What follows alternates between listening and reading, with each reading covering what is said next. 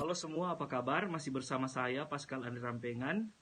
Pada saat ini kita masih akan membicarakan topik tentang kewarganegaraan. Apabila pada video sebelumnya kita telah mengetahui mengenai definisi dari satu negara, hakikat negara itu sendiri, kemudian bentuk-bentuk dan jenis-jenis negara. Nah, pada saat ini kita akan mengetahui bersama-sama apa saja yang menjadi asal-usul pembentukan satu negara. Dan secara teori, pembentukan suatu negara itu terbagi atas 3. Yang pertama secara primer, yang kedua secara sekunder, dan yang ketiga secara teoritis. Dan pada saat ini kita akan menelaah lebih dalam tentang asal-usul pembentukan negara secara primer.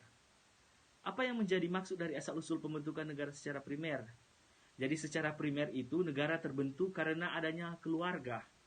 Nah, dari adanya keluarga tersebut, kemudian karena kebutuhan dari dalam keluarga tersebut, akhirnya berevolusi secara kompleks, dan karena evolusi itu tersebut ada tahapan-tahapan sehingga dari keluarga yang sangat kecil dengan kebutuhannya masing-masing membentuk satu organisasi yang semakin membesar. Nah, unsur-unsur primer dari asal-usul pembentuk negara ini tersendiri terbagi atas 4. Yang pertama, persekutuan masyarakat atau suku, di mana terbentuk karena itu keluarga sendiri. Dari keluarga tersebut berkembang menjadi suku, dan karena kebutuhan secara kompleks tersebut akhirnya berkembang menjadi semakin besar sehingga membentuk satu persekutuan masyarakat atau suku. Setelah persekutuan masyarakat, kemudian ada satu proses lagi yang berkembang menjadi proses pembentukan kerajaan, di mana kerajaan tersebut terdiri dari suku-suku yang berkuasa. Lalu mereka melakukan ekspansi berupa penguasaan atau penaklukan ke daerah yang lain. Dan dari penaklukan ini memunculkan kesadaran akan betapa pentingnya hak atas tanah. Sehingga hal tersebut menimbulkan atau memunculkan satu kerajaan karena penguasaan atas suku-suku yang lain. Dari kerajaan tersebut berkembang menjadi negara. Negara ini sendiri diperintah oleh raja, di mana raja ini memiliki pemerintahan yang sifatnya mutlak, harus dipatuhi oleh rakyat dan tidak diakui oleh rakyatnya. Raja ini memiliki kekuasaan yang sangat maksimal terhadap masyarakatnya, sehingga masyarakat harus mematuhi apa yang menjadi titah dari raja. Dan setelah ada proses pembentukan negara itu sendiri, kemudian muncullah negara demokrasi, di mana negara demokrasi ini muncul atau tercipta karena keinginan dari masyarakat untuk memegang pemerintahan itu sendiri. Sehingga kita tidak asing lagi dengan istilah yang sangat terkenal, yakni dari rakyat, oleh rakyat, dan untuk rakyat, di mana rakyat memilih pemimpinnya sendiri. Rakyat memiliki kesempatan untuk memilih pemimpinnya sendiri yang dipercaya sebagai saluran aspirasi untuk membangun masyarakat yang lebih baik. Itulah yang menjadi ciri khas dari negara demokrasi. Setelah kita membahas asal-usul pembentukan negara secara primer, pada saat ini kita akan menelaah secara lebih mendalam asal-usul yang kedua, yakni secara sekunder, di mana asal mula pembentukan secara sekunder terjadi karena fakta atau kenyataan berupa hubungan dari satu negara dengan negara yang lain, di mana asal-usul pembentukannya itu terbagi atas 8. Yang pertama adalah proklamasi. Proklamasi ini terjadi karena penduduk pribumi di suatu tempat atau suatu wilayah yang diduduki oleh bangsa lain kemudian melakukan perlawanan sehingga merebut kembali kemerdekaannya. Contohnya jelas seperti negara Indonesia yang memerdekakan diri dari Belanda dan Jepang pada tanggal 17 Agustus tahun 1945. Yang kedua adalah separatis atau pemisahan, di mana terjadi karena suatu wilayah memisahkan diri dari wilayah yang lain, dari wilayah asalnya, ya, kemudian memerdekakan diri. Contohnya terjadi pada daerah negara Belgia yang memisahkan diri dari Belanda.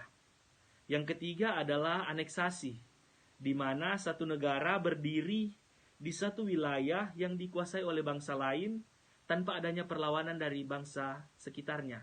Contohnya adalah negara Israel yang berdiri di wilayah negara Yordania atau Palestina.